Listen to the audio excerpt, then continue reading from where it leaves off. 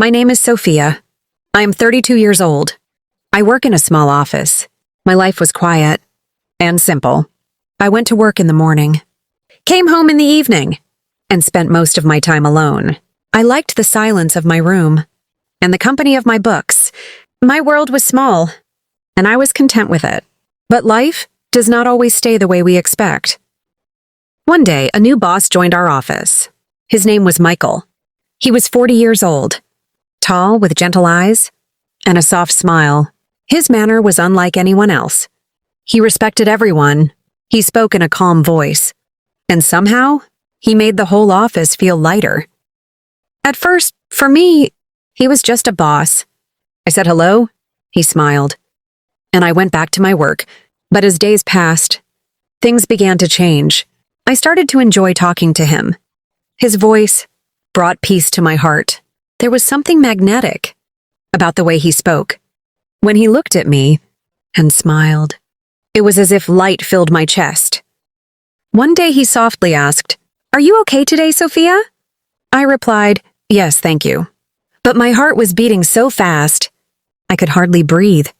He remembered little things I said. He often stood near my desk. I laughed at his words.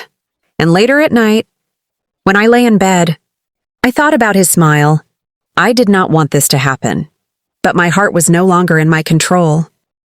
Then one day, I noticed the ring on his finger. My heart froze. He was married. The truth hit me hard, and my chest grew heavy. I told myself, "Sophia, you must forget him. This is wrong." But it was already too late. I was already trapped. Every day, I saw him pass by my desk. He would smile and say, "Good morning, Sophia." I would smile back. But inside, my heart was shouting. During meetings, his eyes stayed on the screen, while mine wandered to his face. I tried to look away, but it was almost impossible. One afternoon, he came over to help me with my computer. He leaned close, and as he typed, his hand brushed against mine. My breath caught. My face grew hot. He looked at me and asked, "Are you okay?" I forced a smile and said, "Yes." But inside, I was trembling. I knew I was not okay. I knew I was falling into something dangerous. He had a wife. He had a family. But love is not always pure. Sometimes love hurts. Sometimes love hides quietly, like mine. On Saturday, I went to the park. I wanted to clear my mind. I sat on a bench, watching people walk by. Children were laughing. Dogs were running. And the air was warm. I closed my eyes for a moment. But then I heard a voice I knew. Michael. I opened my eyes, and there he was. Only a few steps away, but he was not alone. A woman stood beside him. She was his wife. A small boy and a little girl ran around them laughing. Michael lifted the girl in his arms and kissed her head. My chest tightened. I froze in my seat. He looked so happy, so complete. A real husband and father in that moment. He was not my boss. He was their world. I quickly turned my face away so he would not notice me. Tears filled my eyes, but I held them back. I whispered to myself, "This is real. He belongs to them, not to me." The next morning, going to the office felt unbearable. My heart was heavy. I tried to stay quiet, not to speak, not to smile. But Michael came to my desk. He looked closely at me and said, "Sophia, you look tired. Are you okay?" I lowered my eyes and whispered, "I'm just tired." He sat beside me. His eyes were kind as he said, "You're a good person, Sophia. You always help others. You're quiet, but you're strong. You're special." That word echoed in my head. Special. No one had ever called me that before. I gave him a small smile, but inside I was shaking. That night, when I stood in front of the mirror, I whispered, "He thinks I'm special." And then I cried. I cried with happiness. I cried with sadness. I cried because I knew he was not mine, and maybe never would be. One evening, we both stayed late at the office. Everyone else had left. The room was silent. Michael looked at me and smiled softly. "Sophia," he said, "you are important to me." My heart raced. I kept my eyes down, afraid of what I might see in his. Then he spoke again.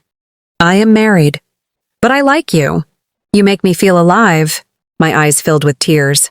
I wanted to speak, but my lips stayed closed. I finally whispered, "Michael, I like you too, but you have a family. I don't want to be the reason for anyone's pain." He grew quiet. He nodded slowly. "I understand." And then the silence between us grew heavy. The room felt cold. That moment carved itself deep into my memory.